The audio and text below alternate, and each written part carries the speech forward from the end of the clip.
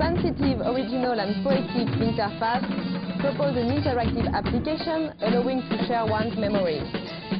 On a eu donc ce compte à rebours les 10 dernières secondes et puis donc au terme de ce compte à rebours, on a annoncé le thème de ces présélections. C'est un thème qui va permettre à des professionnels qui travaillent en agence ou des professionnels freelance et puis à des étudiants de travailler donc sur le partage de souvenirs, le partage de mémoire en ligne. C'est-à-dire comment tirer le meilleur d'une soirée, d'un événement et y laisser des traces sur le web. Alors là en fait on participe à la partie Web Jam du WIF, le Web Design International Festival. Alors qu'est-ce que c'est cette Web Jam? C'est une compétition non-stop durant 24 heures, durant laquelle on va devoir développer un site internet à partir d'un thème qui nous a été donné.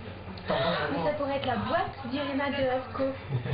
Au lieu d'un livre, on a une boîte à souvenirs. Ah oui, une autre métaphore.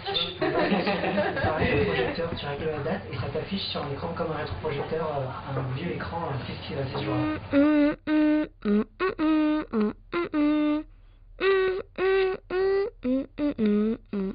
Déjà, pour le moment, on commence par étudier le thème, voir ce qu'on peut faire, ne pas rester dans la première idée qui généralement est celle que tout le monde va avoir.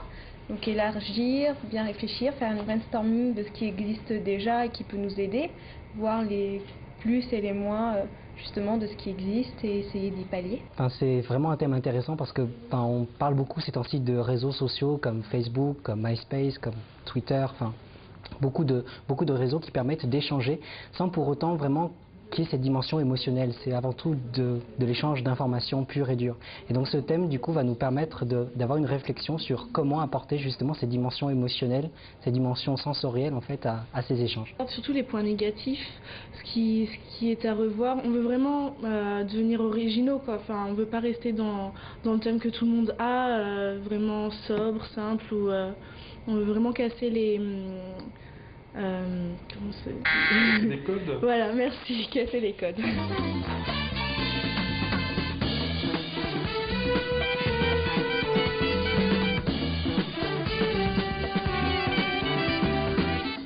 Je pense en fait que c'est une continuité à ma formation actuelle, donc licence professionnelle web design sensoriel, et aussi c'est surtout, je pense, pour tester de quoi en fait on est capable sur 24 heures. C'est ça, c'est l'occasion de se tester grandeur nature.